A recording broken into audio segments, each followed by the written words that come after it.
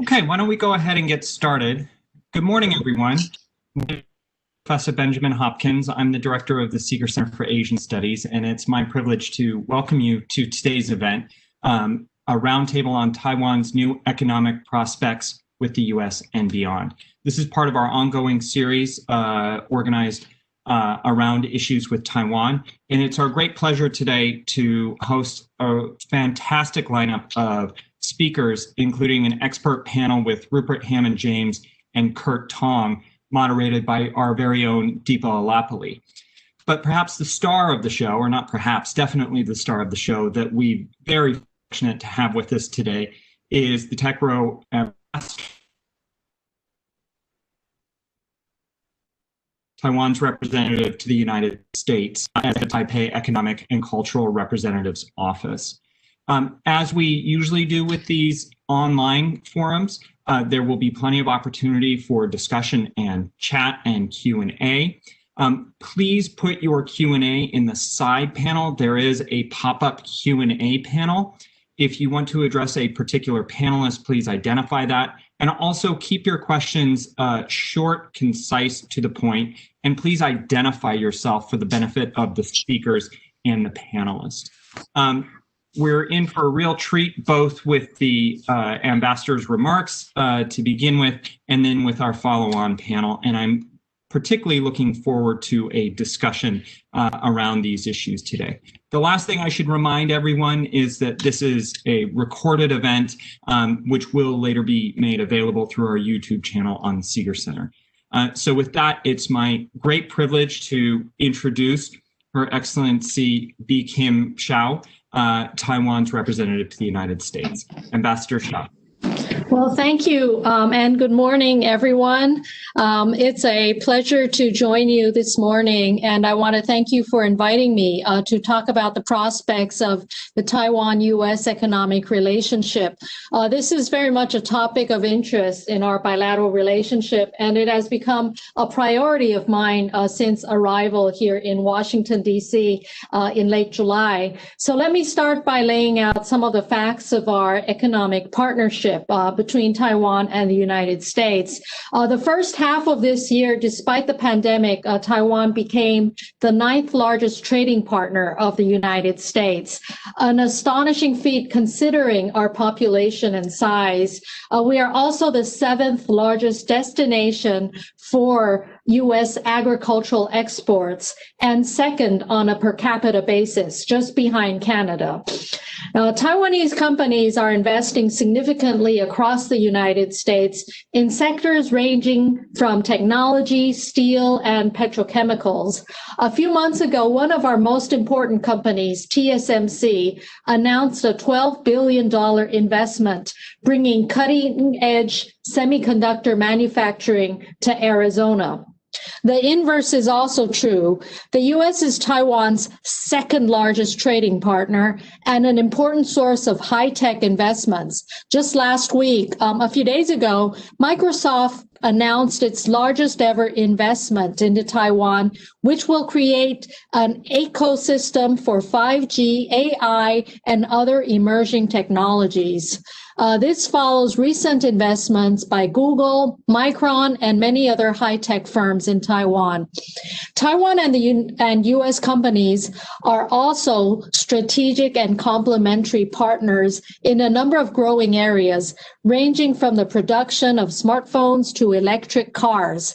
The importance of Taiwan's economy to the U.S. and vice versa cannot be overstated. With all of this in mind, President Tsai Ing-wen made an important decision last August to lift long-standing market restrictions on U.S. pork and beef. For years, these have been a stumbling block in the path of closer economic relations between our countries, despite accounting for only a small percentage of our trade. Within Taiwan, this also became highly politically divided divisive and complicated, with many passionately held positions on different sides. But President Tsai has a clear purpose in mind, which is to advance Taiwan's longer-term strategic interests and to demonstrate Taiwan's determination to meet international trading standards and practices.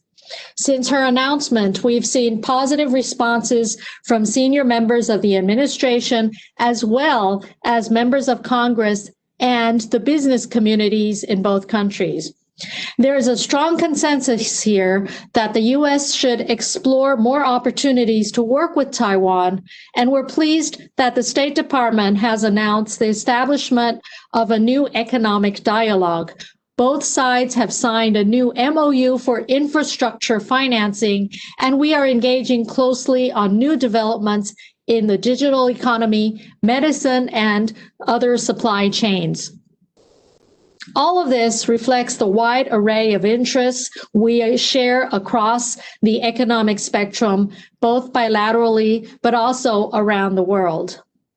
These recent developments create further momentum for our long-term objective, which is to enable discussions towards a Taiwan-U.S. bilateral trade agreement. Taiwan has a strong strategic imperative in pursuing a bilateral trade agreement, which holds significance for our economic and political autonomy, as well as our national security. We believe it is also in line with the U.S.'s interests as well, given U.S. perspectives on security in the Indo-Pacific region, as well as its desire to protect technology supply chains and attract new investments into the American market. Let me share in more detail what the potential benefits of a bilateral trade agreement would look like. Given the current geostrategic context, there's been much attention paid to supply chain security to ensure that the supply chain of critical technologies flow directly between trusted and reliable partners. As recent policy decisions by the U.S. exemplify, there's a concerted effort to prevent these technologies from being controlled by countries that do not share the same degree of partnership. Taiwan is one of the world's largest producers of microchips and other important electronics. A bilateral trade agreement would provide the market incentive for private companies to build stronger supply chain linkages directly with the U.S. in areas ranging from information and communications technologies to medical devices, which are certainly a high priority now given the pandemic situation around the world. One other benefit is for both sides to be able to craft a high-quality, comprehensive trade agreement that can be seen as a model for others.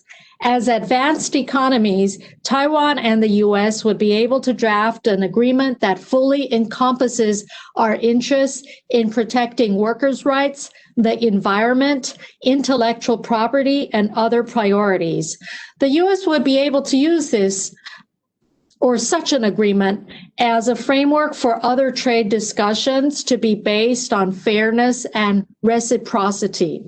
For us, a trade agreement with the U.S. would help encourage other trading partners in the region to overcome geostrategic considerations in order to engage in similar discussions with us.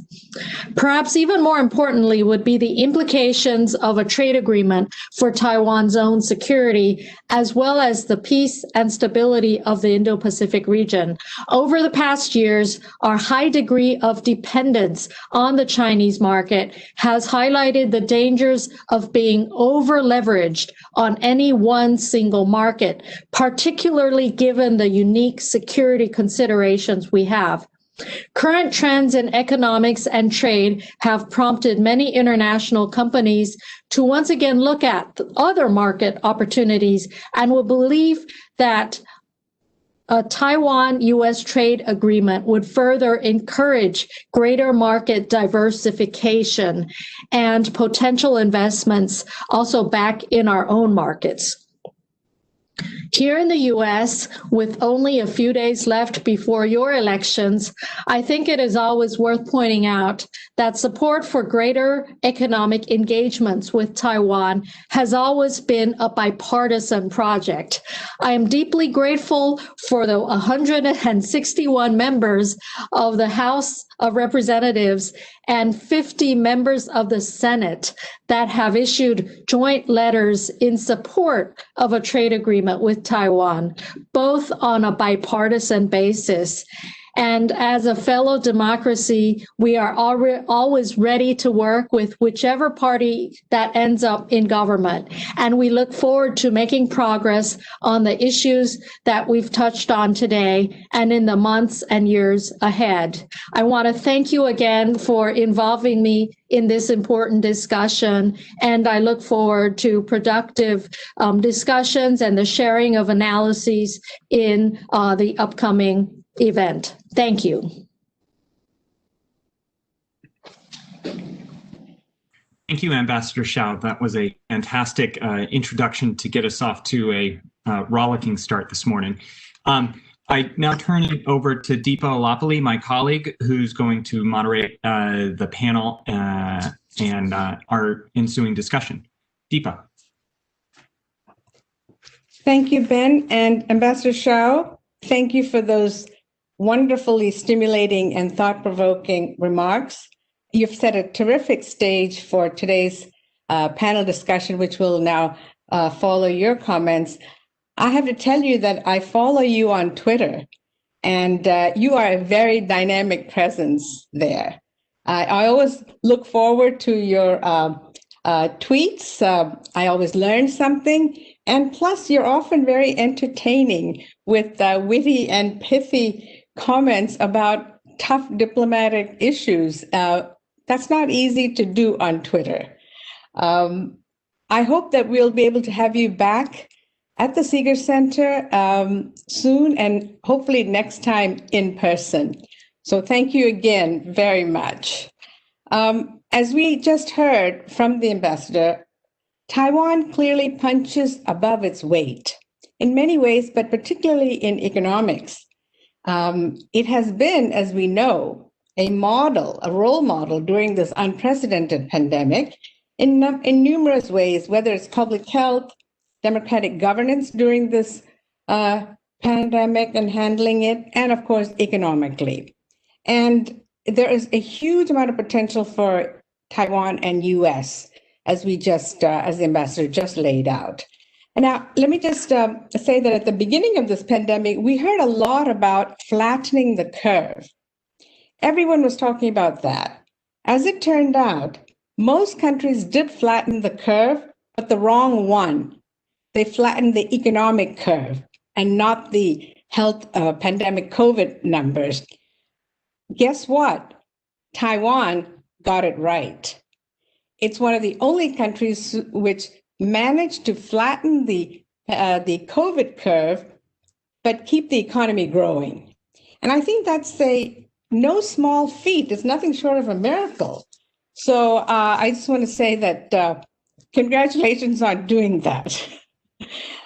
Now, moving to the second part of our event today, which will be looking more closely at the economic landscape that the world is dealing with and Taiwan's role, what we can learn from Taiwan, and how the US-Taiwan economic and political relations ties can be strengthened vis-a-vis an FTA especially, but also more generally, how they can gain from this in mutually beneficial ways in this difficult time, economically, geoeconomically, and so forth.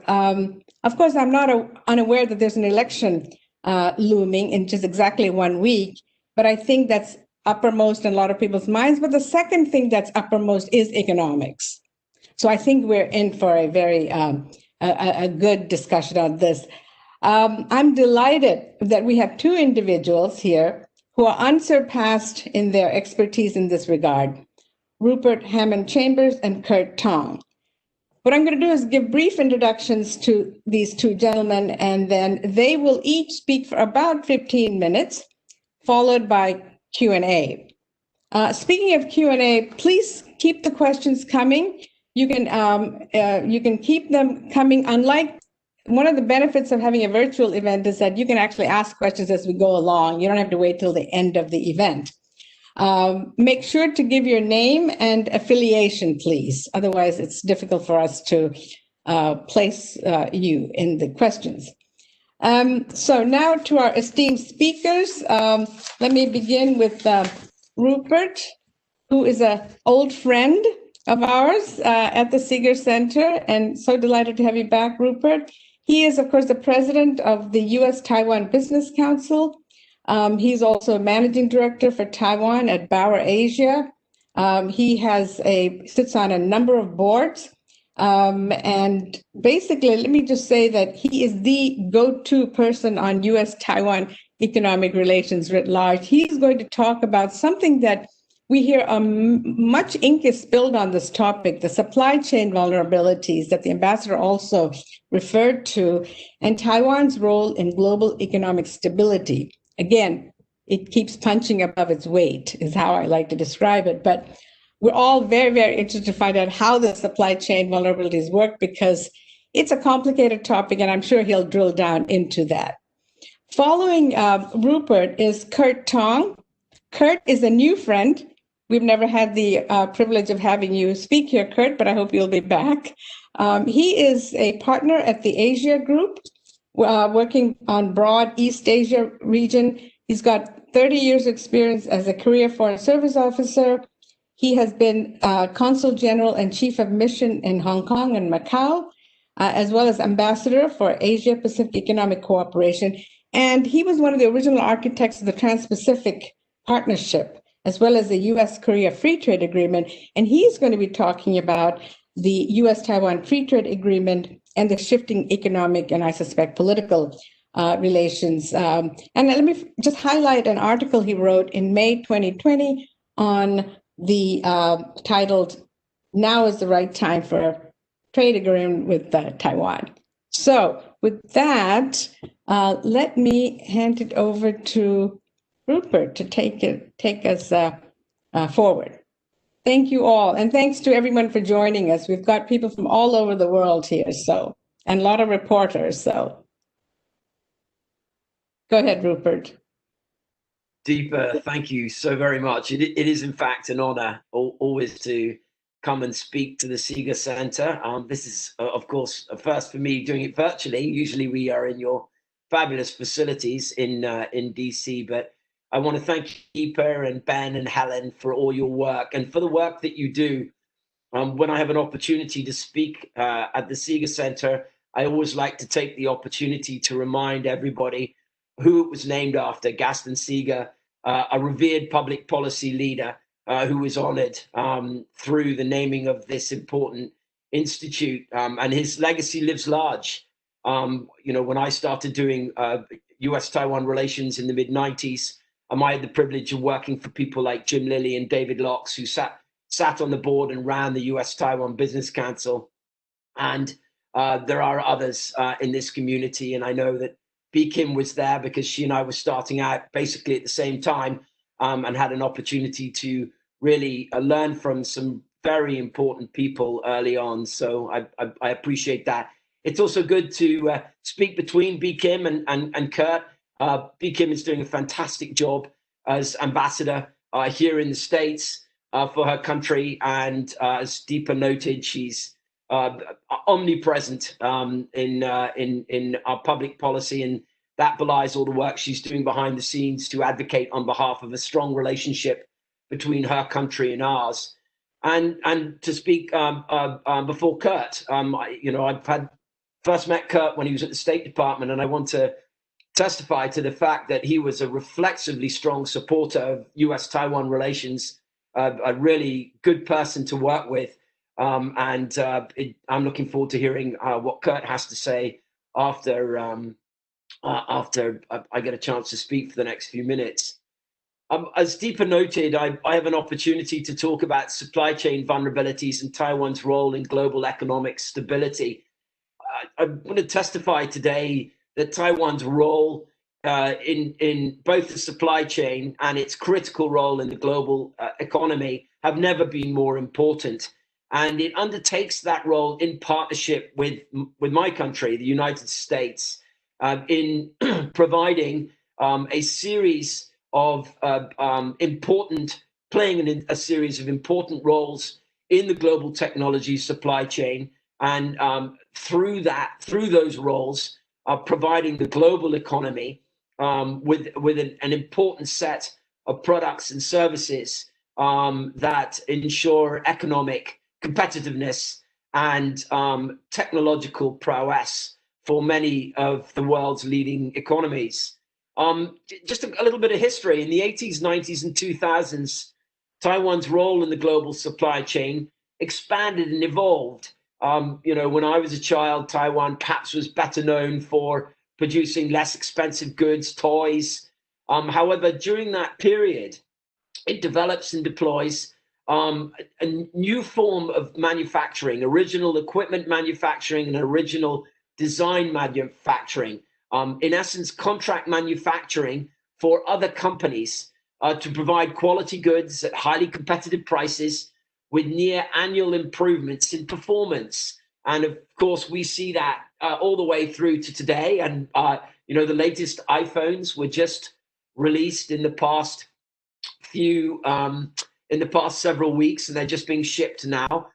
Those iPhones, as many of you will know, while designed by Apple, are manufactured for the most part by companies like Honhai Foxconn, and most of that production is done in China, although, as I'm going to touch on in a wee bit, manufacturing base for Taiwan companies like Honhai Foxconn in producing products like our iPhones, pardon me, is being done now increasingly outside of China for important reasons. Taiwan investment flows expanded greatly, primarily into China in the 90s and 2000s, a low-cost manufacturing base where language and culture were no barrier to inbound Taiwan investment.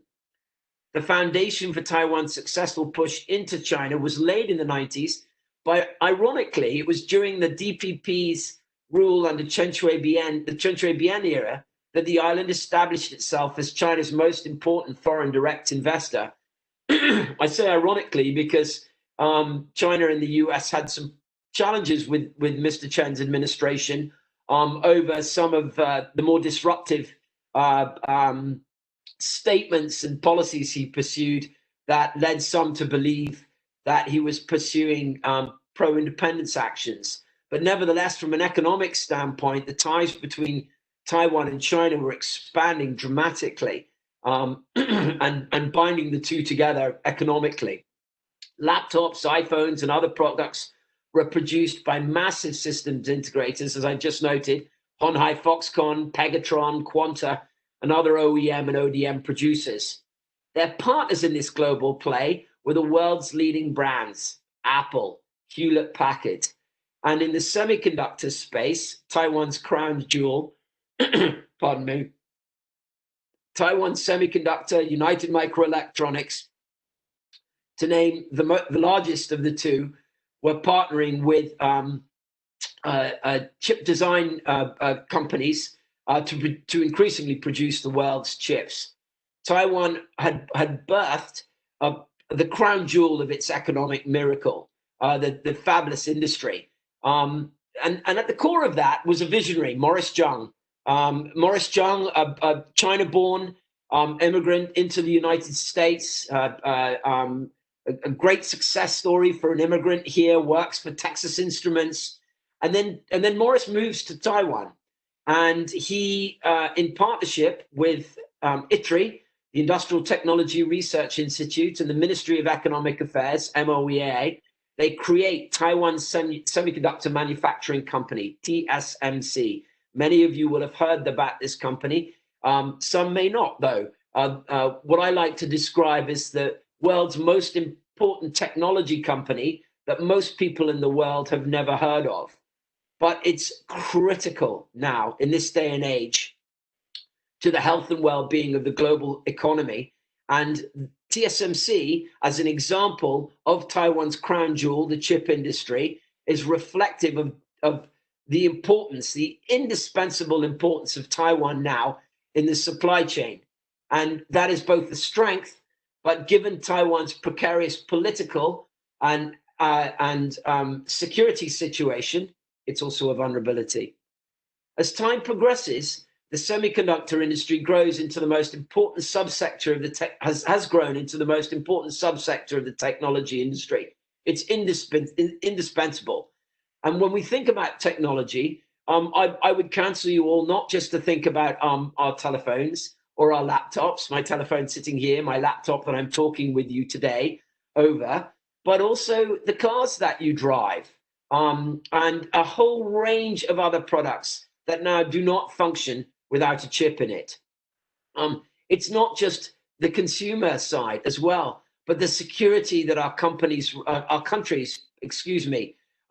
rely on our militaries to provide, and the products, the platforms and systems that are produced to provide for our security in a really tricky world at the moment, where countries like China and Russia are constantly seek to undermine global security.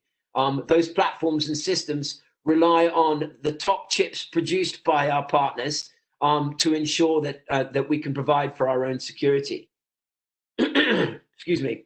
The fabless industry has become hugely significant, but it also reduces the cost of manufacturing and allows non-producing companies to spring up and focus on chip design, leaving the expensive practice of manufacturing to TSMC and other contract manufacturers.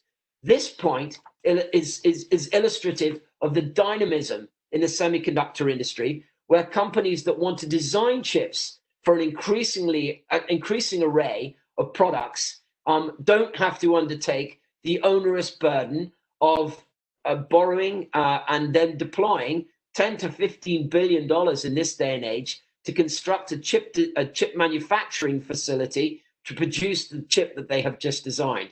They take those chips to Taiwan Semiconductor and others, but TSMC is the best example because it's the most important.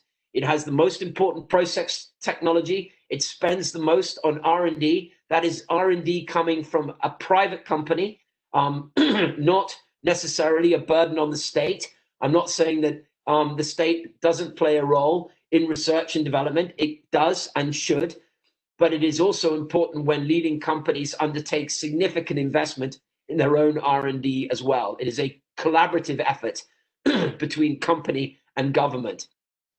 TSMC's prowess and its investment in technology has first established itself as the top manufacturer, but also as the holder of the world's best process technology. And this has forced the world to reassess why Taiwan is important. Taiwan has emerged as important because it is a leading democracy in Asia. Indeed, it is the very model for post-Second World War a political, economic, social community and society, and one in which the world, certainly the democratic world, absolutely has an obligation to support in every way it can and should. But its economic prowess is also now critical in a way in which 10, 15, 20 years ago, it was not. And an important question I hope that you will all ask today and in the weeks and years to come is, can we afford to see Taiwan's technology fall into China's orbit? When we consider the semiconductor industry and we consider it in the shadow of the threat China poses to Taiwan, can we accept the view, can we accept the possibility, that Taiwan may be, if China forces the situation, attack Taiwan in this scenario and took it over, that Taiwan's technology and its manufacturing of technology would fall into China's orbit? In other words, Taiwan's technology is in the Western orbit right now. Its technology lies under intellectual property and trade secrets protections that Taiwan has undertaken great effort to construct, that aligns itself with the sort of IP and trade secrets security that we expect in Europe and in the United States and other Western countries. what that means for us and the reliability and the protection and integrity of our technology. And then if you flip that and consider what that might mean if it was in China's orbit, you can see the significant shift from one side to another, where a country like China, I would certainly argue, has a highly questionable past in respect for the theft of intellectual property and trade secrets and the manner in which it has constructed some of its companies that have gone into the world and competed against us. So I'm going to illustrate that point right now. So supply chain strength for Taiwan, illustrated through its semiconductor, is a huge and important aspect of Taiwan's relevancy globally. But it is also a vulnerability because, as we all understand, or many of us understand, Taiwan is threatened by China. The Trump administration's policy on the semiconductor industry, I think, is illustrative of the choke point that we have and the potential pressure point with the Chinese. And perhaps some of you have seen through this year, several times this year, we've seen important and I think quite valuable policies rolled out that are pressuring China and Chinese companies in important ways. It's pressuring the predatory economic model of China. So, and let me illustrate that for you. Huawei and its 5G technology was built on stolen intellectual property from Lucent and Nortel networks, both of which are out of business now. That technology was then further developed into the 5G technology that Huawei now markets around the world. That technology was robbed from Western companies that was then used to compete in the 5G landscape. And as many of you, I'm sure, again, understand, the 5G landscape is a significant shift up in respect to the prospect for what sort of businesses and technologies we can construct on our next generation network platform. And China positioned itself through its predatory trade practices to dominate that network rollout. So from a commercial standpoint, it positioned itself to dominate. But we also understand that it's not just an economic issue. Networks are security. We've also seen massive examples of network attacks, such as that suspected by China of the Office of Personnel Management in 2015, where literally millions of personnel, government personnel fines were lifted here in the States. So network security is also hugely important. So these two issues converge importantly. The severing of supply to Huawei undertaken this year through US directed action towards TSMC, in other words, instructing TSMC that it can no longer provide Huawei with the chips it needs to produce certain types of 5G equipment, illustrates just how important Taiwan's chip industry has become as a commercial and security and strategic asset. So the ties that bind it to the United States in the execution of public policy that both are important to Taiwan as well as to the United States, and I would argue our friends and allies around the world. And slowly but surely, we have seen the rest of the world come, in my view, to the conclusion and understanding that that is in fact the case. The big question is, what will happen to this choke point next year? And as Deepa pointed out, we have elections, and I think it was Mr. Obama who pointed out elections have consequences, and he's absolutely right. If Mr. Trump is re-elected, will he double down on this policy? If Mr. Biden is elected, will we see the policy horse traded with China as he launches his climate change engagement with the PRC and the Chinese demand a down payment as a sign of good faith in moving forward in areas of public policy that Mr. Biden, if elected, would view to be of paramount importance in US-China relations? We're going to learn more about that in 2021. And in my view, they're critical because this is a hugely important pressure point. I know I've only got a few more minutes, so let me just jump forward here. If I can just then quickly touch on a couple of issues here on the on Taiwan's role in global economic stability, and I just want to throw out a couple of observations about what's going on in Taiwan that I think illustrate, but perhaps aren't as well explained here in the States. When Mr. Trump was elected, there was a pivot, obviously, away from a more cooperative relationship with the Chinese to a more combative relationship. I actually chafe against the term that it was Mr. Trump's trade war. I don't believe that. I think if one is punched in the face and one responds, it's not necessarily your fault in responding. But nevertheless, in Taiwan, most of Taiwan's businesses, if not all of them, were caught flat-footed and on the back foot. And there's been a period of catch-up. And I want to just illustrate that quickly. One way to illustrate it is that there wasn't good insight into what was going on here in the States from a public policy standpoint that might negatively impact the fortunes of Taiwan companies. And what we've seen as a consequence is a significant effort on the part of some companies and the Taiwan government to better educate and provide better access and information to public policy developments here in the States. A really simple but excellent example here is the fact that Tsmc has stood up a corporate affairs office here in Washington, D.C. under Peter Cleveland, highly experienced and senior government affairs person who worked for many years for Intel, to provide the company the sort of insight, access, and public policy engagement it needs to better navigate both what is happening right now, as well as what may happen in the future.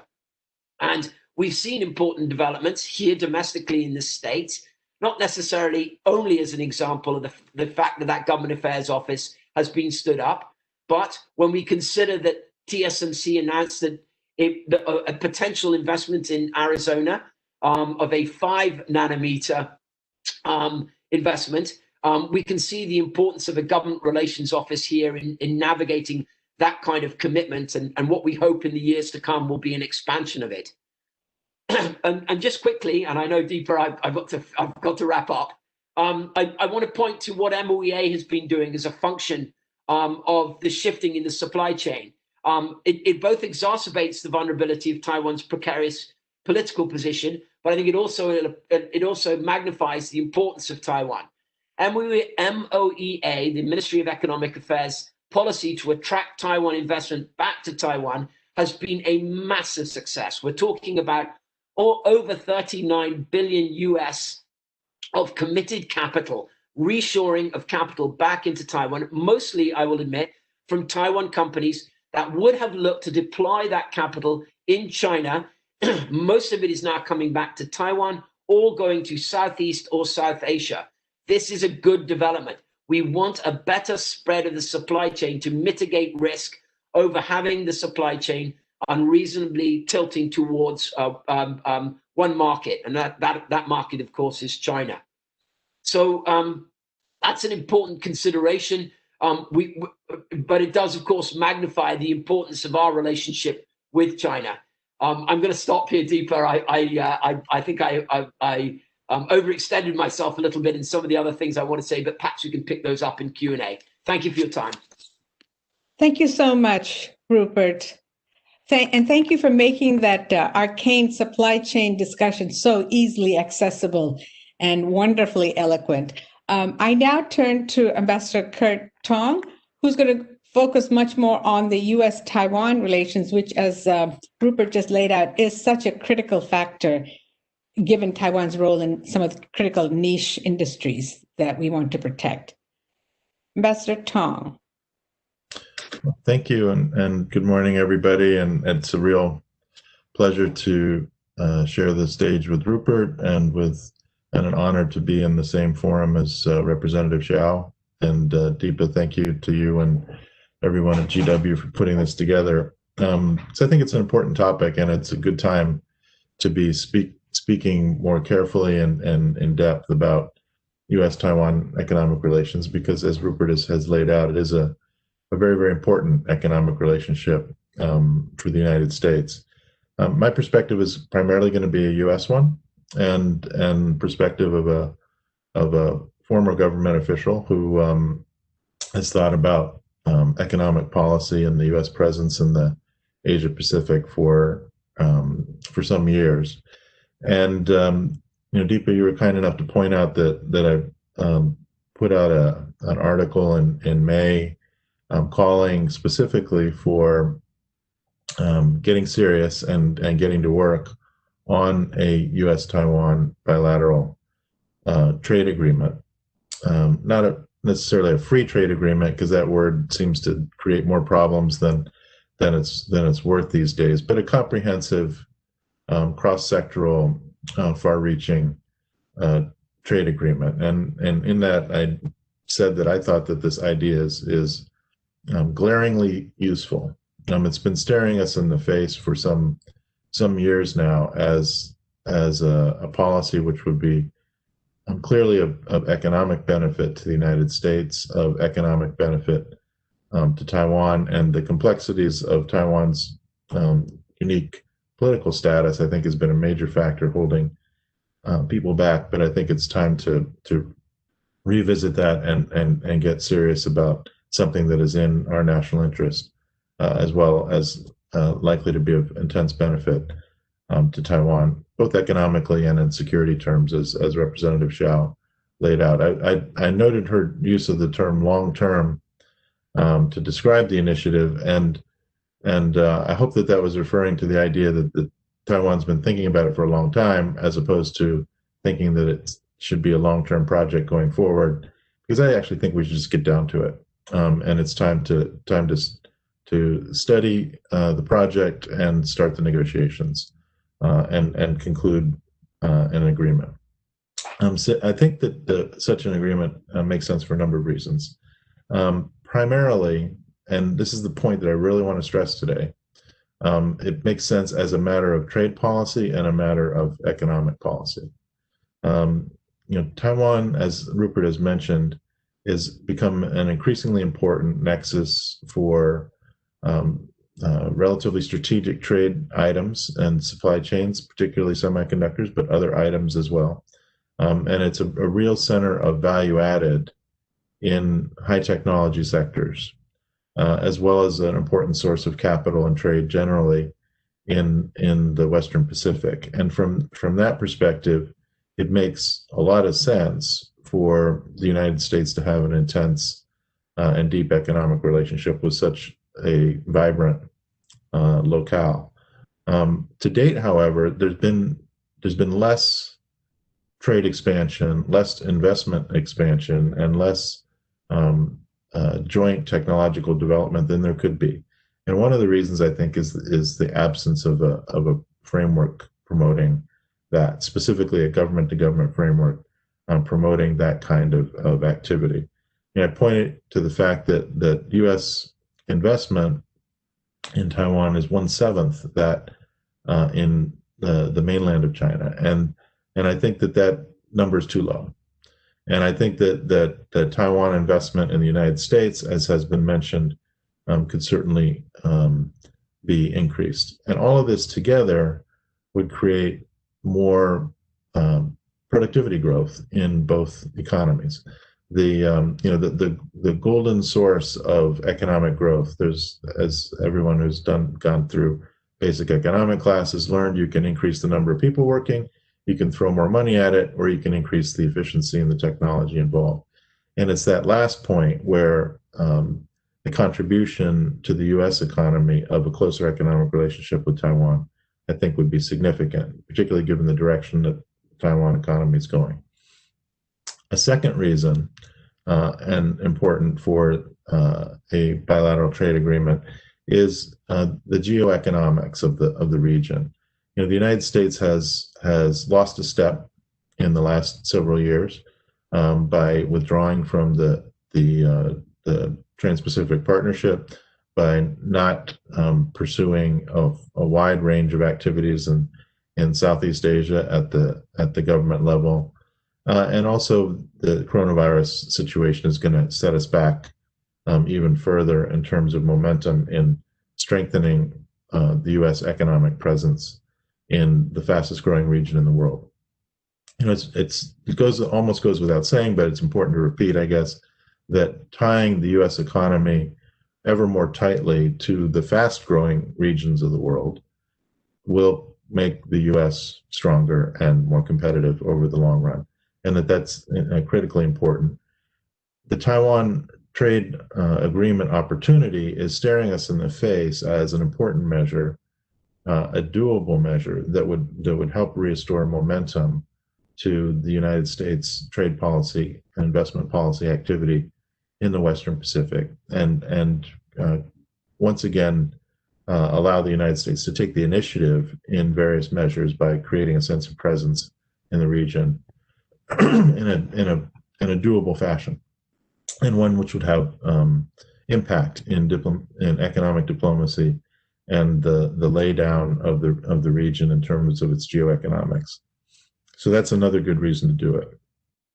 Finally, it's an important trade policy opportunity, and I think Representative Hsiao was implicitly referring to this in that Taiwan, having relatively few existing encumbrances on its external trade policy, it has some bilateral trade agreements with other partners, and I'll come back to that. But it has relatively few binding obligations that prevent it, either in terms of domestic law or international obligations, to prevent it from doing some of the more interesting things which could be done in trade policy formulation. I think this would probably be particularly of interest to a Democratic administration, but I think also of interest to a second Trump administration, that one could forge forward in using some of the cutting edge trade policy tools in data regulation, areas like labor policy, environmental policy, which were most recently crystallized in the US-Mexico-Canada agreement, and have those applied again to another very, very important trading partner of the United States, a top 10 trading partner. And there even, it creates a possibility of experimentation in interesting new potential trade policy tools, such as the carbon tariff or other cutting edge approaches, or state-of-the-art approaches to trade policy. So for all those reasons, which are economic in nature, this makes sense for the United States to pursue. Now, whenever you consider a bilateral trade agreement partner or FTA partner, a lot of economies all go through the same calculation. Does my counterpart, is there going to be economic benefit from the agreement? Does my counterpart have the political wherewithal domestically to deliver? And this is a question a lot of people are asking the United States these days, of course. Is there a strong implementation capability in the counterpart? Is it worth the effort? Is it a big enough market to make it worth the effort? Those are the standard criteria that anyone brings to bear. What is my political relationship with the leadership in the counterparty? And for all those basic yes or no questions that one goes through in deciding FTA partners, and I've been through those conversations numerous times within the U.S. government, Taiwan comes up with positive scores. I mean, it currently has a stable and popular leadership, strong rule of law. There is an economic opportunity there in terms of the size of the Taiwan market. The fact that there are some high tariffs that could be eliminated, and particularly in agriculture, through such a trade agreement. And then politically on the U.S. side, as was stated earlier, there is strong congressional support for the initiative. Now, that congressional support mostly comes from the sort of we want to demonstrate unhappiness with China school of thought, but it also comes from a recognition of the economic opportunity involved, and that's what should be stressed if and when the United States decides to go forward with it. So what are some of the other practicalities of doing this? And I want to anticipate some of the questions that are likely to come up in our Q&A session about such an agreement. And this is material that I didn't cover in my CSIS article. But it's important to remember that a bilateral trade agreement is a bilateral trade agreement between economies. In this case, economies that are both members of the World Trade Organization, members of APEC, recognized separate customs areas with full authority under global law to reach such agreements. And in fact, Taiwan has such agreements. It has an agreement with Singapore. It has one with New Zealand. It has one with mainland China. And the ECFA, or Economic Cooperation Framework Agreement, is a preferential trading agreement that apparently consistent with WTO rules allows preferential treatment of goods and services traded between those two economies. And so those are all important things to remember about the legal aspects of this. From the policy aspect, there are things that a bilateral trade agreement between the U.S. and Taiwan are not. It is not a change in the One China policy and shouldn't be presented as such. It is not a non-ambiguous security guarantee for Taiwan. It is a trade agreement. It doesn't obligate the United States to sell more arms or less arms. It doesn't obligate the United States on any aspects of defense. Those are important issues, but they should be kept separate and considered separate and interpreted as such by both the United States and Taiwan and other interested parties like the PRC. And those are all important things to keep in mind about what a trade agreement is and what it is not. It is a trade agreement, but a useful tool for all the reasons that we've been saying. So what should the next steps be going forward? I would think that consistent with general practice towards such agreements, the United States should convene with Taiwan by mutual agreement, detailed exploratory talks that would outline and study in detail what the pros and cons are of an agreement, but also the specific terms. That exercise is important before launching into full-scale negotiations, because that's where you find out what things you didn't know about, or things that might create concern, or opportunities you didn't realize just from a general survey of the situation. And that requires going through potential chapters of a bilateral trade agreement one by one and reviewing what are the starting positions of each side in approaching those specific concerns and items, and is it going to work? It's like before you buy a car, you test run it. Before you start a bilateral trade agreement talks, you try it out and actually start kind of negotiating, but in a not yet fully launched fashion. That's standard practice. It should be done again. And in such a scoping exercise, for example, the United States can reiterate that the beef and pork promise that President Tsai has made is a must do, or there will be no bilateral trade agreement. And therefore, it will be incumbent upon the leadership in Taiwan to deal with the fact. There's not going to be any wiggle room. There's not going to be any maybe later, any phase in, or any of that kind of stuff. That's what you state in that kind of scoping exercise. And Taiwan would make its own assertions about its must-haves. And there would be a lot more must-haves for the United States than just the beef and pork sticking point that has been so prominent over the years because of its kind of dramatic lack of sensibility as a matter of policy.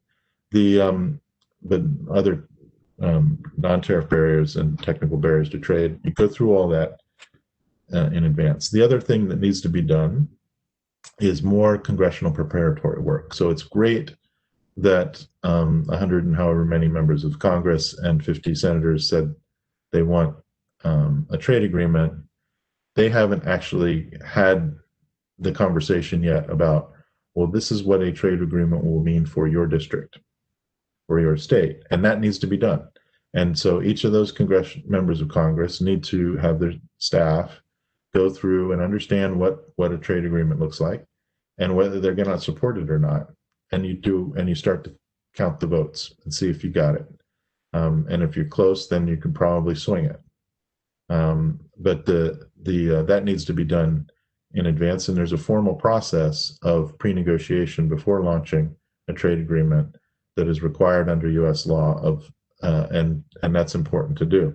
It's also important to remember that Trade Promotion Authority for the United States expires in June. So if one wants to do this under the existing Trade Promotion Authority, to recall, is Congress giving a promise to the administration, any administration, that a trade agreement, a comprehensive trade agreement, will be given an up or down vote and not renegotiated by Congress when it is presented to Congress. That's an important thing to bring to any negotiation. What that timeline means, plus the pre-notification requirements, means that kind of need to get cracking now in order to do it under the current Trade Promotion Authority, or start to talk to Congress about either a general or a specific extension of Trade Promotion Authority, a specific one for this agreement, for this counterparty, or a general one going forward. And the third direction of activity, so bilateral talks, talking to Congress, and then the third is to talk to other interested parties, including the mainland PRC government and other members of APEC, particularly Japan and others, to explain to them how this initiative is consistent with longstanding U.S. policy, including One China policy and the joint communiques, how it is beneficial to the United States and Taiwan, and therefore the U.S. is going to go forward with reaching an enhanced bilateral arrangement with another APEC member, WTO member, to the benefit of our two economies, and have that conversation with other countries. And that's not a negotiation, but it is a conversation where one explains what your objectives are and what it means to them, and allow them to ask questions. Again, not a negotiation, but a communication, and explain to all of these other interested parties that they also have an interest in Taiwan's long-term economic security, economic prosperity, and stability, and that this initiative could contribute to the stability of the region, and therefore be a benefit to everybody involved. So sorry, I've gone on a little bit, but that's kind of a former practitioner's view of some of the political but economic policy aspects of doing a bilateral agreement. And I thought it was useful to mention those, because there has been sometimes there's confusion around the legalities and the kind of decision-making process and thought process that underlies such an initiative. Thank you so much, Kurt. Thank you for enlightening us on some of the, not just a broad overview, but the intricacies involved in this, that many of us, these are lost on many observers of this.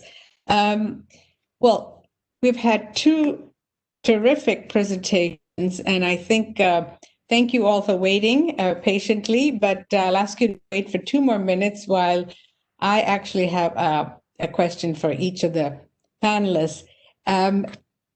Now, Rupert, you talk about the way in which the supply chain vulnerabilities have to be addressed. And when we think about the over-reliance on China, the idea of sort of snipping ties rather than perhaps cutting ties, as some people have said, in terms of diversifying, a question: how easy is it? You lay out a very good argument for why one needs to do this in 5G, in semiconductor industry, and so forth, and make a persuasive case. But the question is, how easy or difficult is this really going to be? Because I think that is an important factor. And then my question to Kurt is, you talk about the fact that this is an economic agreement, not a political one. But of course, the global pandemic has shown that again, the initial point about over-reliance and the need to diversify and to have a stronger, more resilient set of economic relationships under a rising, and many countries are concerned about the China threat in the economic and political. So the question here is, how do you think, for many countries, including for the US, China is an attraction economically and a threat strategically, and that's, I think, a dilemma for most countries. Has the global pandemic reshaped the calculations, not just for the US, but in the broader Asian countries that you follow as well? And how has that affected the possibility of more agreements, trade agreements with Taiwan? So who'd like to? Kurt, you want to start off since you just ended? Sure, I was going to let Rupert go first, but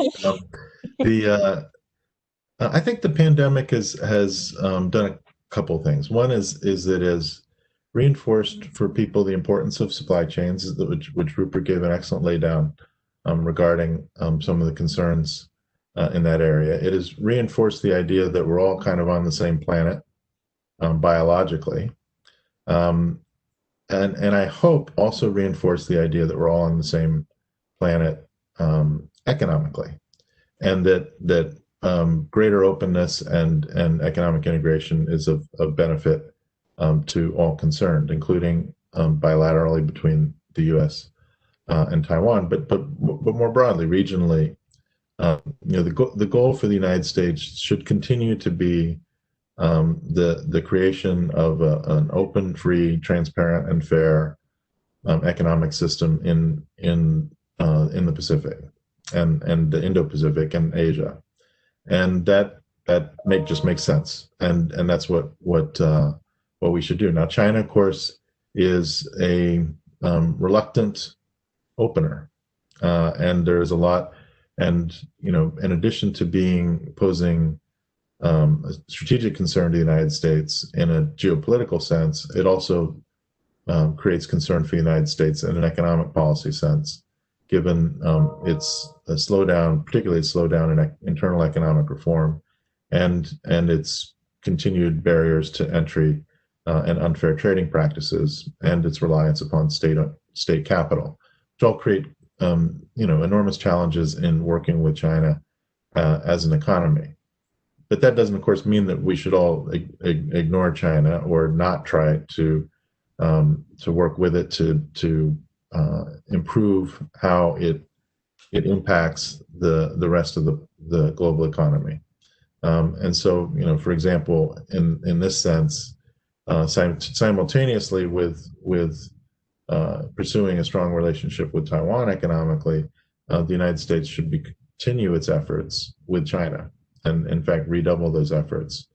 One of the unfortunate things of the pandemic has been that the U.S. has seemed to have lost its energy in working in its negotiations with China on economic concerns, and has fallen back almost exclusively on unilateral measures to address the concerns that are created by China's both internal and external practices. I would hope to see in a post-pandemic environment a mixture of the unilateral and the bilateral and the multilateral, and China's probably the biggest economy in the world. It's important. U.S. is the best economy in the world.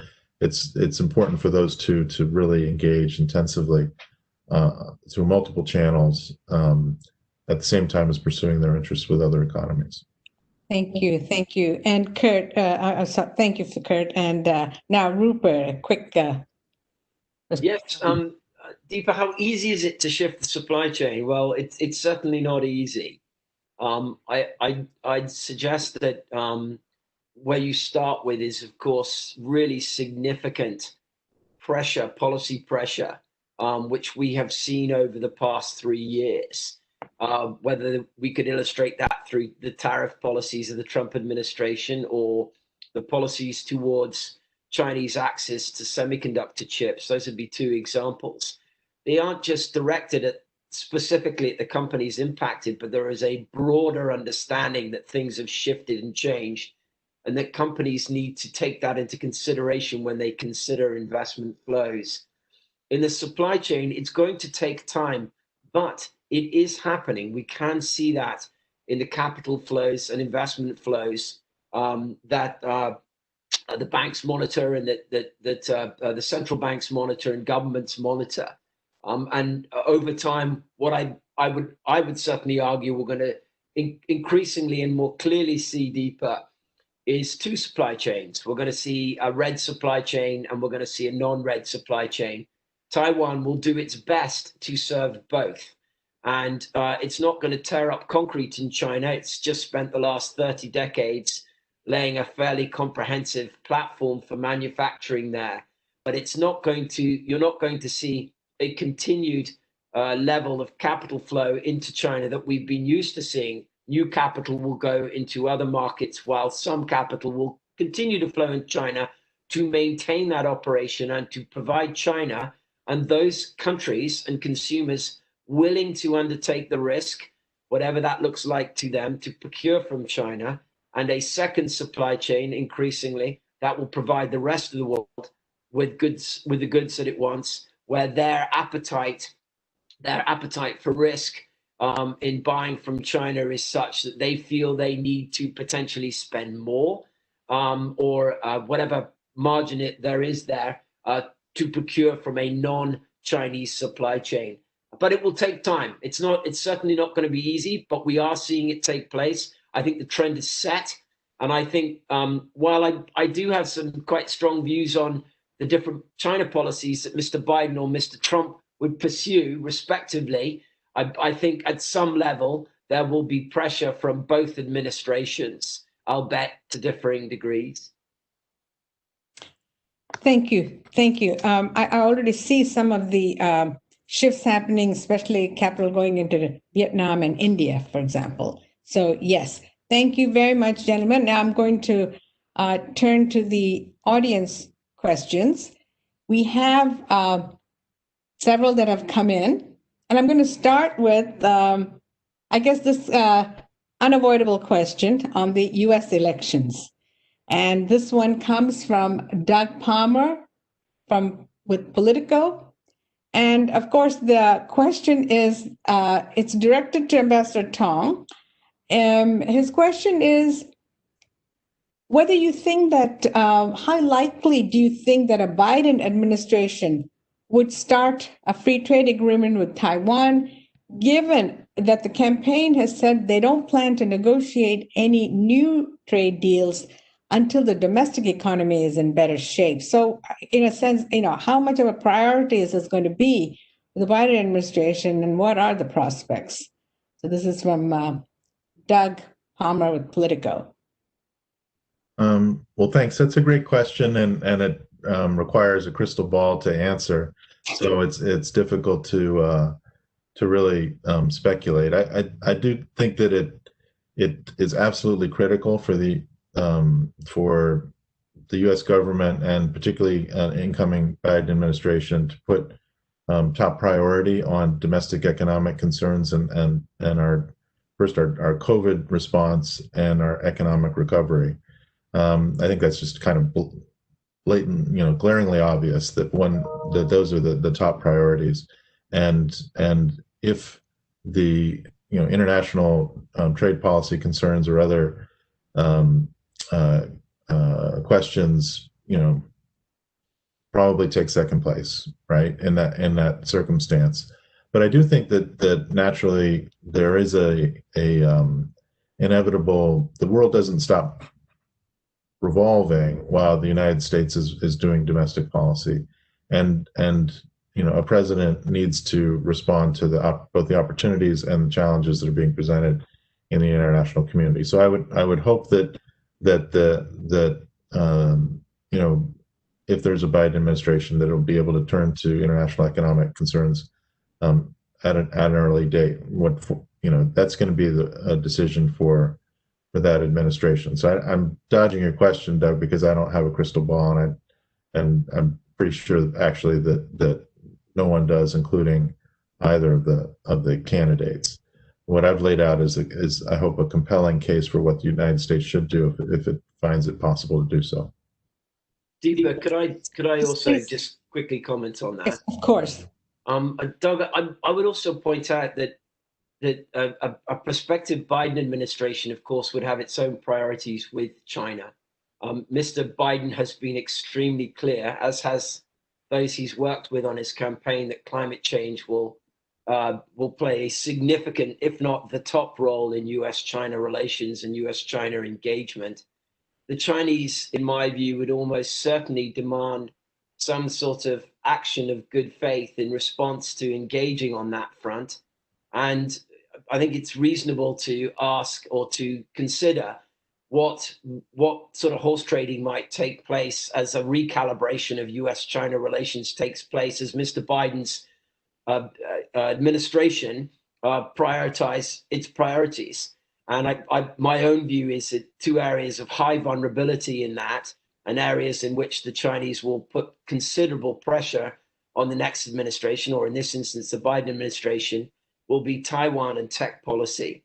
And while the merits of doing a trade agreement are certainly there, Kurt puts it so well, but nevertheless, I think there will be other pressures within a Biden administration, that downward pressures in the Biden administration that would disincentivize potentially moving forward on expanded trade relations with Taiwan.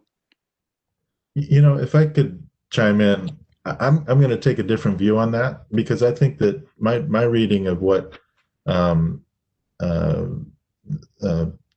Biden has said, as well as people close to him, is that they intend, if elected, not to step into the Chinese trap of false linkages. Of, you know, if you want my cooperation on climate change, you've got to not do this or not do that. I think that they've been actually quite explicit that is not the likely path forward. And I think that holds true for a number of issues, whether it's human rights questions, concerns about Xinjiang, et cetera, that those also won't be either neglected or soft-pedaled in the interests of economic policy. I just don't think I don't think that's where the United States is. Either party or either candidate is likely to go along with that.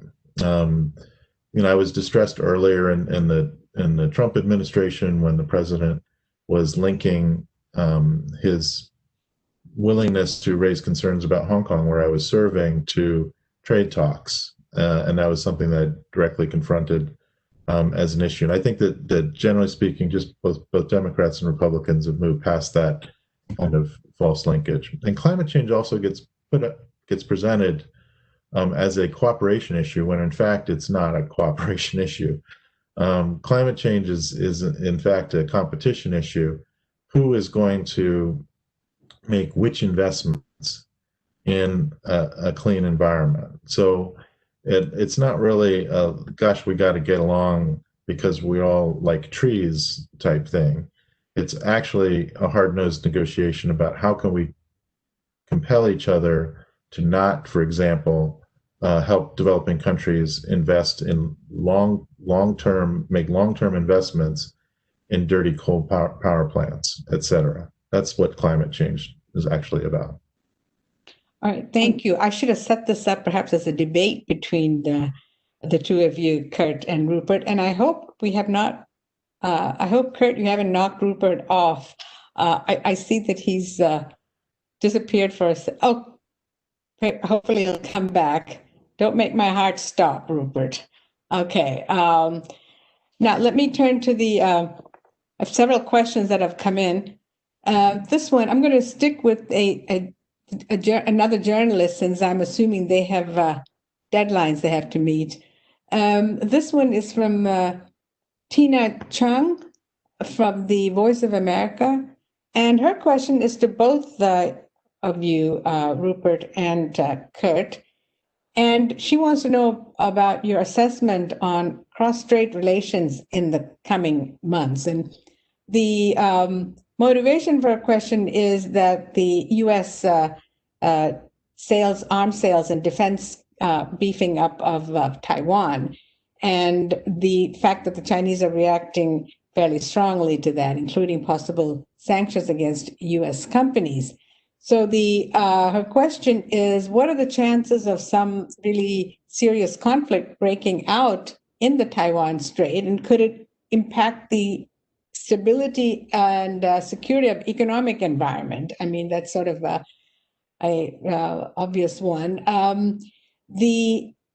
are the actors in the region collectively, do you think, managing this difficult geopolitical situation? And another person related to this, Stephen Smith of Rockville, asks, how volatile does the Taiwan Strait seem as a flashpoint right now compared to other high tension regions? This is a big question.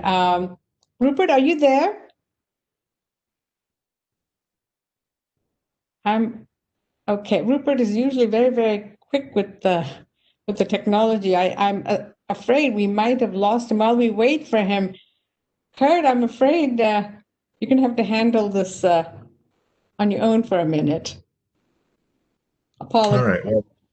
Well, clearly everyone wants the situation across the straits to be peaceful, or at least I hope everyone does. And so that's what we need to accomplish. I think that the rhetoric from the PRC side has been quite worrisome in the last few years, and some of the activity surrounding from the PRC side surrounding the Taiwan presidential election was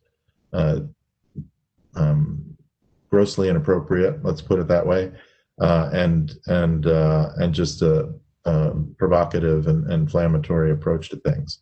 So the United States' response to that logically has been to reaffirm our commitments under the Taiwan Relations Act, and also to have detailed conversations with Taiwan regarding what kinds of capabilities it needs to defend itself and maintain a peaceful status quo across the Taiwan Straits. And that has resulted in additional arms sales, as recently announced, which then China has reacted to. That's some of these questions that journalists and stock analysts like to ask about: is the situation getting worse or better, and how is this situation compared to other situations? I don't know. I have trouble with these questions, because the trying to quantify or rank hotspots or areas of concern, I think sometimes is difficult to do, and ultimately not all that enlightening. I would just say that the Taiwan Strait situation is serious. It's absolutely imperative that peace be maintained across the Taiwan Straits, and Taiwan has a role in that. Obviously, China has a role in it, but I think the United States does as well.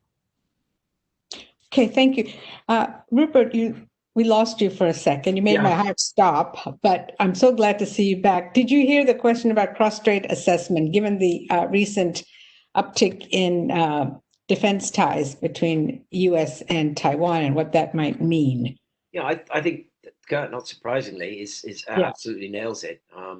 We want to create a deterrent capability or a deterrent situation to deter the Chinese from undertaking any action and engagement towards China that may seek to change the status quo unilaterally.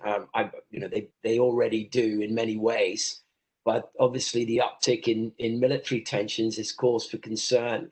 My own view is that we're actually in a sort of peak period here with tensions with the Chinese.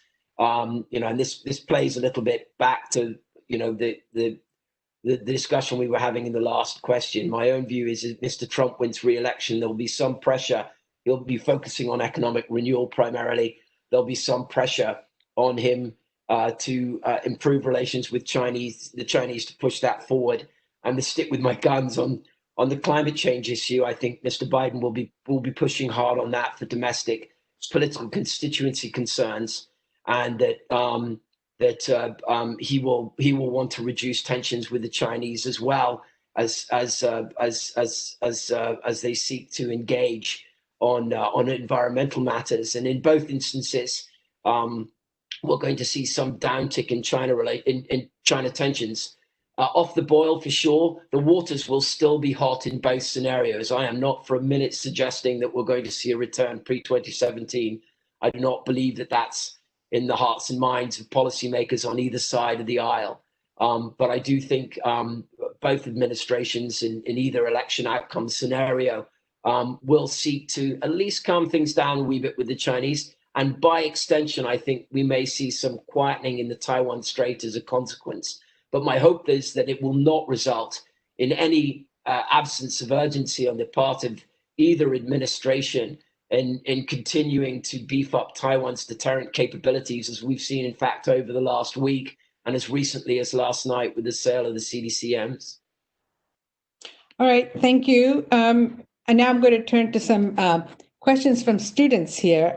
Two PhD students, I think. One, Jeffrey Kuo, PhD student at GW, and another student, Jonathan Huang, all the way from the London School of Economics. And both their questions go to the trade agreement and specific domestic obstacles that might still be in Taiwan. For example, they did ease the restrictions on importing American pork and beef, and obviously that has helped a lot. But their question is, what are the remaining goods that are still a problem, and any other domestic constituents and interests in Taiwan that might be an obstacle moving forward? I'll start with you, Kurtz, and then if you have anything.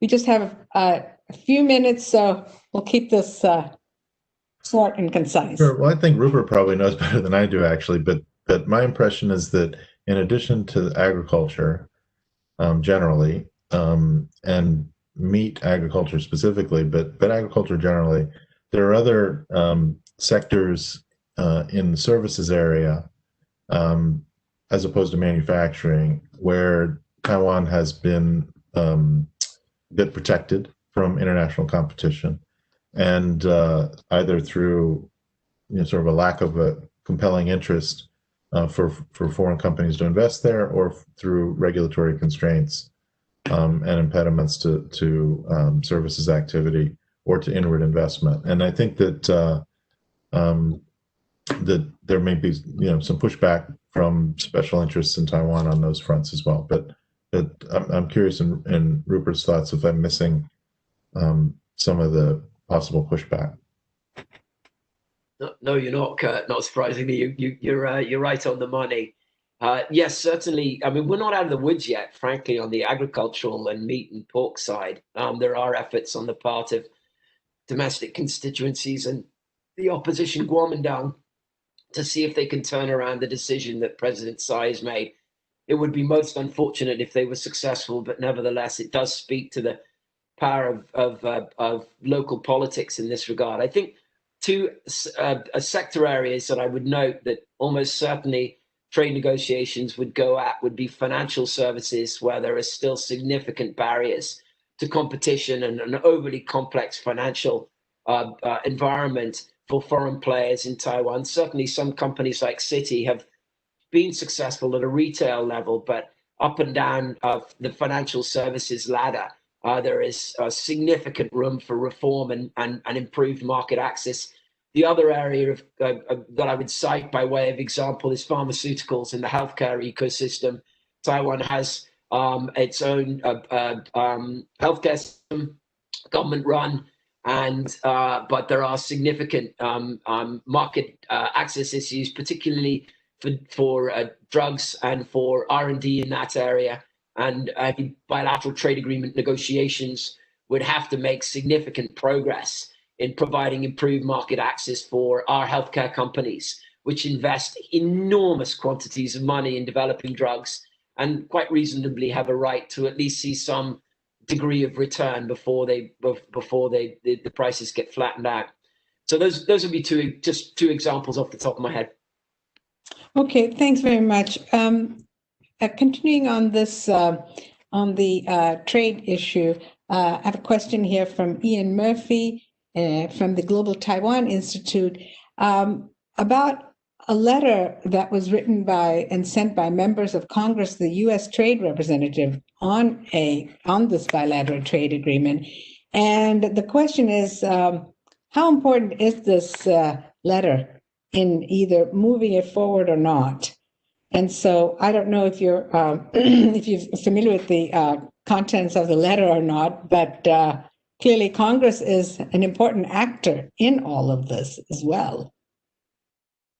So, any response? I guess I can talk to that. I mentioned it in my remarks that I think the letter is quite significant as a preliminary indication of congressional support for this initiative, for this enterprise, and it doesn't guarantee votes in favor of a negotiated agreement, but it shows an interest and an intention to treat it seriously and consider it carefully. And so I think that it is significant, and shows some political support for the idea.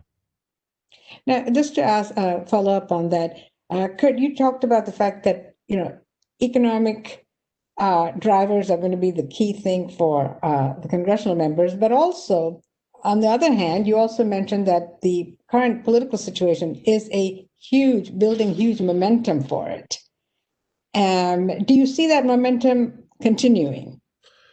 I do think that given the sense of concern about China generally and China's policy and approach towards Taiwan specifically, that creates interest.